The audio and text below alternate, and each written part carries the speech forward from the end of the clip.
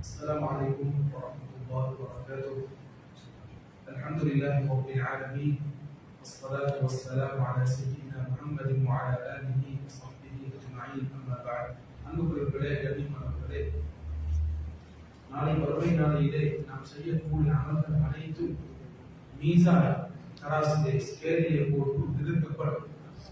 وَنَضَعُ الْمَوَازِينَ الْقِسْطَ لِيَوْمِ الْقِيَامَةِ கியாமத்துடைய நாளையிலே ஜஸ்டிஸ் நிறைந்த நீதம் நிறைந்த ஸ்கேல்களை நாங்கள் வைப்போம். فَلَا تُظْلَمُ نَفْسٌ شَيْئًا யாருக்கும் அநியாயம் செய்யப்பட மாட்டார்கள். وَإِنْ كَانَ مِثْقَالَ حَبَّةٍ مِنْ خَرْدَلٍ ஒரு கடுகளவேனும் ஏதாவது செய்திருந்தால் அத்தைனா பிஹா அதை நாங்கள் கொண்டு வருவோம். وَكَفَى بِنَا حَاسِبِينَ விசாரிப்பதற்கு நாங்கள் போதும் என்று அல்லாஹ் சுப்ஹானஹு வ தஆலா சொல்லி காட்டியிருக்கிறார். அன்புக்குரியவர்களே, கண்ணியமானவர்களே, நாளை வறுமை நாளையிலே மீசான் தராசிலே மிக பாரமான அமல் இது. நாளை கியாமத்திலே மீசான் தராசிலே எது மிக பாரமான அமலாக, எது வேண்டிக்கூடியது? தொழுகையா, நோன்பா, சதகாவா, தானா? எது நாளை மீசான் தராசிலே ஆக பாரமான அமலாக என்றால் ஸல்லல்லாஹு அலைஹி வஸல்லம் ஹதீஸிலே சொன்னார்கள், மா மின் ஷைஇன் அஸ்பல் ஃபீ மீசான் அப்தி மின் குலுகின் ஹஸன். நாளை வறுமை நாளிலே ஒரு மனிதரது மீசான் தராசிலே மிக பாரமான அமல் அவனிடத்தில் காணப்பட்ட நல்ல அஹ்லாக் என்று சொல்றார். நல்ல பண்புகள், நம்மிடத்தில் இருக்கக்கூடிய நல்ல பண்புகள் தான் நாளை மீசான் தராசை பாரமாக வைக்கக்கூடியதாக காணப்படும். ஸல்லல்லாஹு அலைஹி வஸல்லம் இதை சொல்லிவிட்டு சொன்னார்கள், யாரெல்லாம் மோசமான தூசண வார்த்தைகள் எல்லாம் பேசுகிறார், அது பரிகாசத்திற்காக வேண்டி இருந்தாலும் சரி, அல்லது அவரது பழமையான இருந்தாலும், சிலருடைய பேச்சு பழமையானவை தூசணம் பேசுவது, வாயில் படியான வார்த்தைகள் தான். இப்படிப்பட்ட மோசமான தூசண வார்த்தைகளை பேசக்கூடியவர்களை அல்லாஹ் வெறுக்கின்றான் என்று ஸல்லல்லாஹு அலைஹி வஸல்லம் சொன்னார். இரண்டாவது ஒரு கேள்வி ஸல்லல்லாஹு அலைஹி வஸல்லம் அவருக்கு கேட்கப்பட்டது, அதிகமான மக்களை சொர்க்கத்துக்கு நுழைவிக்கக்கூடிய அமல் எது என்று கேட்கப்பட்டது. ஒருவர் கேட்டார். ஸல்லல்லாஹு அலைஹி வஸல்லம் சொன்னார்கள், தக்வல்லாஹ், அல்லாஹ்வுடைய அச்சம், தக்வா பயம், ஹுஸ்னுல் குலூக் நல்ல பண்புகள். இந்த ரெண்டும் தான் ஒரு மனிதனை சொர்க்கத்துக்கு கொண்டு போய் சேர்க்கக்கூடியது. அதிகமான மக்களை நரகத்திற்கு கொண்டு போய் சேர்க்கக்கூடியது எது என்று கேட்கப்பட்டது. ஸல்லல்லாஹு அலைஹி வஸல்லம் சொன்னார்கள், அல் ஃபம் வல் ஃபர்ஜ், வாயும் நாவும் மர்மஸ்தானம், பிரைவேட் பார்ட் என்று ஸல்லல்லாஹு அலைஹி வஸல்லம் ஹதீஸிலே சொல்லியிருக்கிறார். அன்புக்குரியவர்களே, கண்ணியமானவர்களே, இவன் அன்பு நபி முஹம்மது ஸல்லல்லாஹு அலைஹி வஸல்லம் அவர்கள் பேச்சுடன் இருக்க வேண்டும். அவர்கள் பயான் பண்ணி மாத்திரம் முடிக்க வேண்டும். அவர்கள் வாழ்ந்து காட்டினார். அவர்கள் எப்படி இந்த அஹ்லாக்கை பற்றி பேசினார்களோ, நல்ல ஒரு அஹ்லாக் உள்ள ஒரு மனிதனாக, உலகமே போற்றக்கூடிய ஒரு மனிதனாக, தனது குடும்பமும் பாராட்டக்கூடிய ஒரு மனிதனாக, தன்னை சூழ இருக்கக்கூடிய அனைவருமே போற்றக்கூடிய ஒரு மனிதனாக ஸல்லல்லாஹு அலைஹி வஸல்லம் காண்கிறார். அவரிடத்தில் வேலை செய்த அனஸ் ரலியல்லாஹு அன்ஹு 10 வருஷமாக அவர்களுக்கு ஹிதமத் செய்தார்கள். சொன்னார்கள், கான ரசூலுல்லாஹி ஸல்லல்லாஹு அலைஹி வஸல்லம் அஹ்ஸனன் நாஸ் குலுகன்.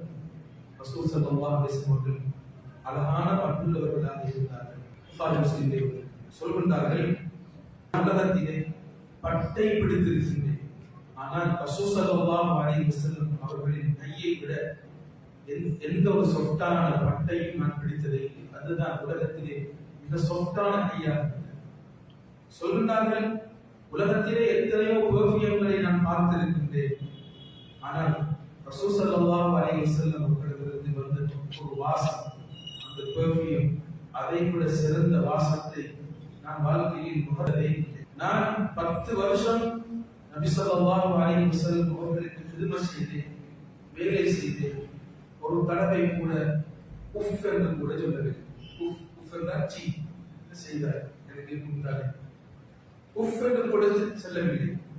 வலா قال لي شيء فعلته لما فعلت, நான் செய்த ஒரு செயலை பார்த்து ஏன் இதை செய்தாய் என்று கேட்கிறேன்.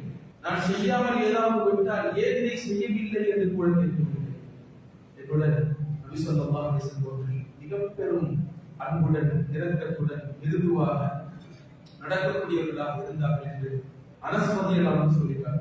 அன்புக்குரியவர்களே, கண்ணியமானவர்களே, ஜமாத்தார்கள் எம்மை பற்றி நல்லவர்கள் என்று சொல்வதை விட, ஊரார்கள் உலகமே எம்மை பார்த்து புகழ்வதை விட, எம்முடன் இருப்பவர்கள், எமது மனைவி, எம்மிடத்தில் வேலை செய்பவர்கள், அவர்கள் எம்மை பார்த்து நல்லவர் என்று சொல்ல வேண்டும். அப்படிப்பட்ட ஒரு விஷயத்தை நபி ஸல்லல்லாஹு அலைஹி வஸல்லம் பெற்றுக்கொண்டார்.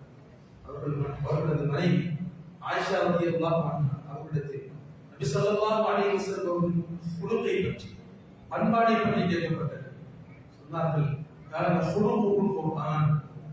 நபி ஸல்லல்லாஹு அலைஹி வஸல்லம் அவர்களது பண்புகள் குர்ஆனாக இருந்தது. அவர்கள் மிகச் சிறந்தவராக இருந்தார்கள் என்று அவர்களது அன்புமணி ஆயிஷா ரலியல்லாஹு அன்ஹா சொல்லியிருக்காங்க.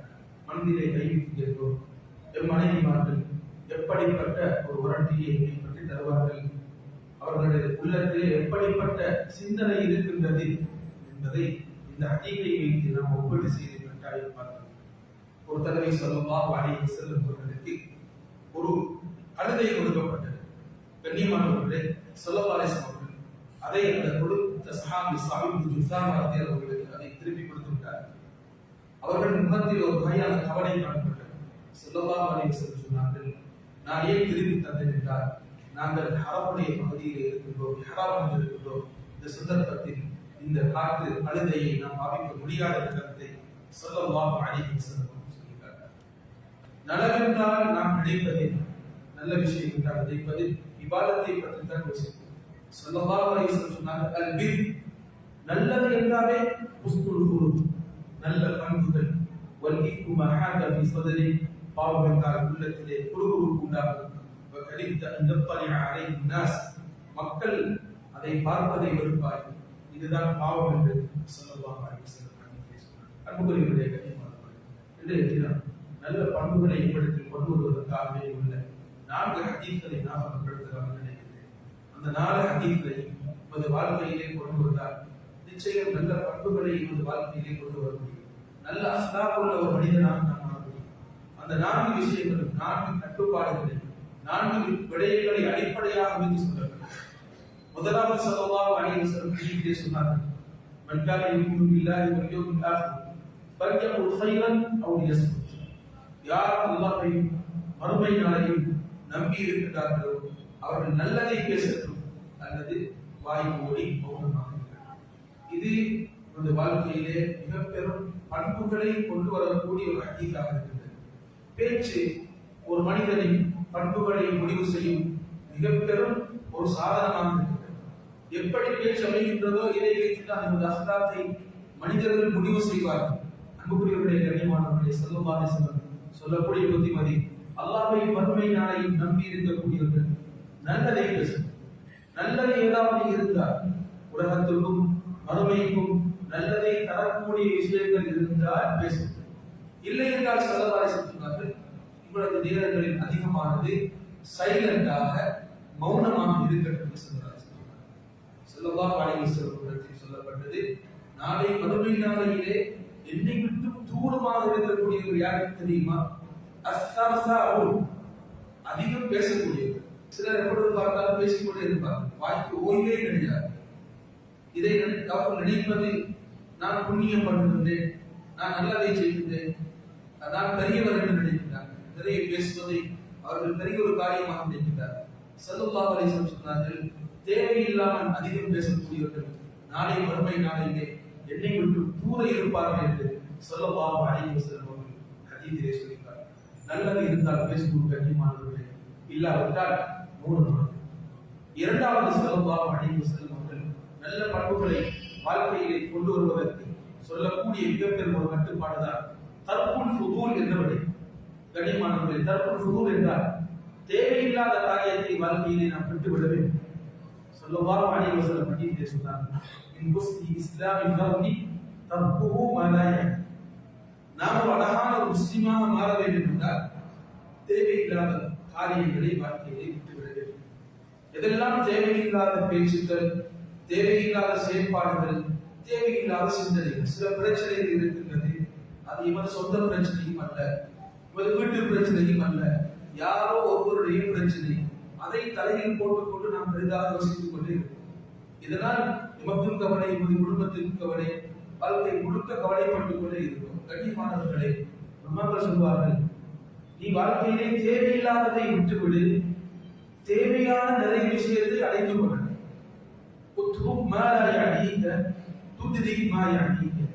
நீ தேவையில்லாத விடயத்தை வாழ்க்கையிலே விட்டுவிடு, தேவையான எத்தனையோ விஷயங்கள் இருக்கின்றது அடைவதற்கு, அதை உன்னால் அடைந்து கொள்ள. எனவே கண்ணியமானவர்கள், இதெல்லாம் தேவையில்லாத விஷயங்கள் இருக்கின்றதோ அப்படிப்பட்ட விடயத்தை நாம் வாழ்க்கையிலே விட்டு விடுவது, நல்ல பண்புகளை, நல்ல அஹ்லாக்கை வாழ்க்கையிலே கொண்டு வருவதற்கு மிக முக்கியமானது.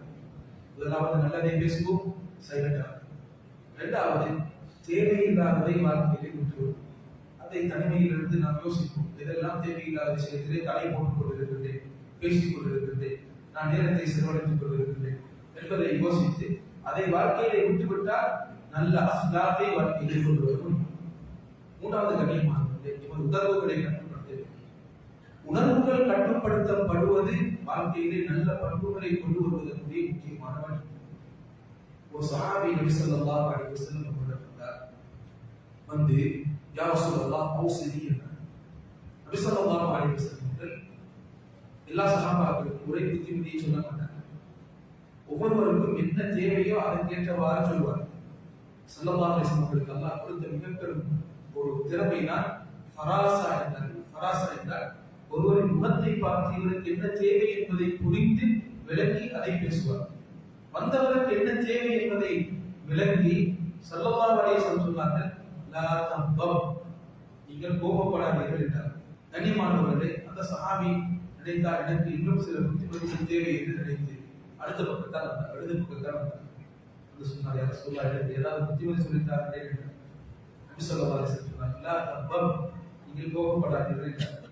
முன்னாலும் பின்னாலும் பல தடவை வந்து யா ரசூலல்லாஹ், எனக்கு புத்திமதி சொல்லித்தார்கள் என்றார்.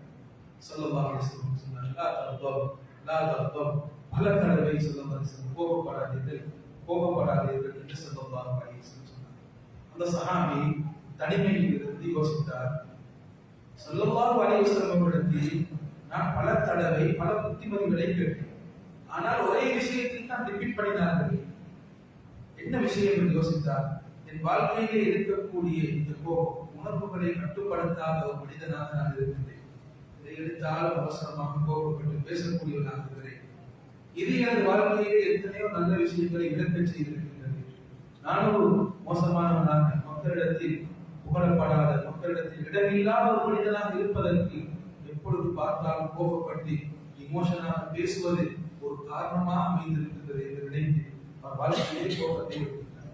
உணர்வுகளை கட்டுப்படுத்தும் கண்ணியமானவர்களே, யாராவது உணர்வுகளை தூண்டக்கூடிய முறையிலே பேசினால் அப்படிப்பட்ட சூழல்களை தூரமாகி நாம் உணர்வுகளை கட்டுப்படுத்தக்கூடியவர்களாக நாம் இருப்பது என்பது இடத்தில் நல்ல அஹ்லாக்கை நாம் கொண்டு வருவதற்குரிய முக்கியமானது.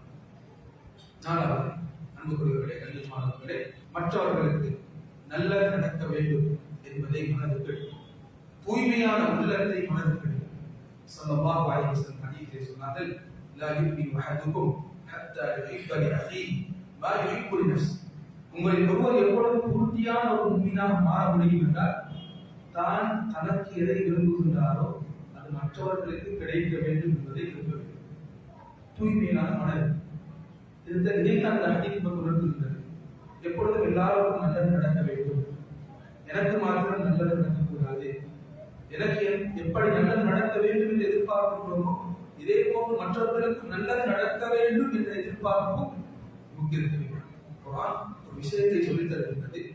யாராவது ஒருவரை நீங்கள் வெறுத்தீர்கள் என்றால் அந்த வெறுப்பு நீதத்தை இழப்பதற்கு உங்களை தூண்டக்கூடாது.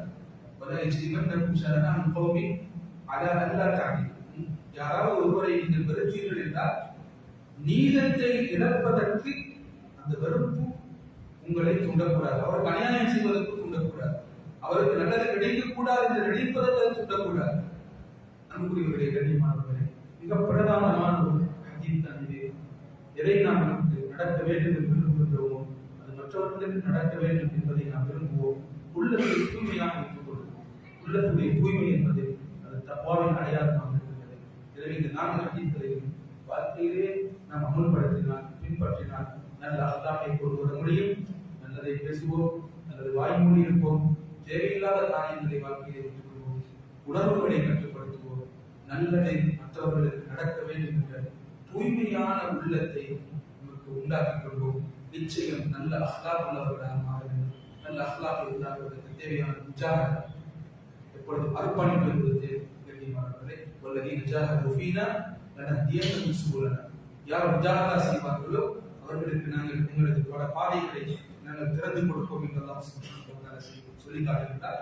அதற்கு பயானை கேட்டு விட்டு சென்றால் போதாது, அதற்கு முஜாஹதா செய்யும். உள்ளத்திலே வரக்கூடிய சில ஊசலாட்டங்கள், சிந்தனைகள், நடக்கக்கூடிய நடப்புகள் வரும் பொழுது கண்ணியமானவர்களே அதற்கு எதிராக நாம் போராட வேண்டும். உள்ளத்துடன் போராடுவது என்பது மிகப்பெரும் ஒரு போராட்டமாக இருக்கிறது. சஹாபாக்கள் யுத்தத்தில் இருந்து திரும்பி வந்தார்கள். ஒரு ஆய்வான ஹதீஸிலே வந்திருக்கின்றது. ஸல்லல்லாஹு அலைஹி வஸல்லம் சொன்னார்கள், நாங்கள் ஜிஹாதுல் அக்பரில் இருந்து ஜிஹாதுல் அஸ்கரில் இருந்து ஜிஹாதுல் அக்பருக்கு வந்திருக்கிறோம். ஜிஹாதுல் அக்பர் தான் உள்ளத்துடன் போராடுவது என்று ஸல்லல்லாஹு அலைஹி வஸல்லம் சொல்லியிருக்கிறார்கள். இரண்டாவது கண்ணியமானவர்கள், எப்பொழுதும் எம்மை பற்றி மீள் பரிசீலனை செய்யும். நான் செய்வது சரியா, நான் எப்படிப்பட்ட செயலை செய்து கொண்டிருக்கின்றேன், நான் பேசுவது சரியா, நான் நடப்பது சரியா, எப்பொழுதும் திருத்தி காணக்கூடாது. அடிக்கடி எம்மை பற்றி மீள் பரிசீலனை செய்து கண்ணியமானவர்களை மோசமான பண்புகளை இனங்கண்டு அதை திருத்துவதற்கு நாம் முயற்சி செய்ய வேண்டும். அல்லாஹ் இந்த ரமலானிலே பல மாற்றங்களை ஏற்படுத்தி தர வேண்டும். அது மிகப்பெரும் ஒரு மாற்றமாக நாம் ஒரு டார்கெட்டை வைத்துக் கொள்வோம். அஹ்லாக்குடைய மாற்றம் எங்களிடத்தில் உண்டாக வேண்டும். அல்லாஹ் அதனுடைய மாற்றத்தை முழுமையாக அனைவரிடத்தில் தந்தருவானாக. வாஹிரு தஅவானா அல்ஹம்துலில்லாஹி ரப்பில் ஆலமீன். அஸ்ஸலாமு அலைக்கும்.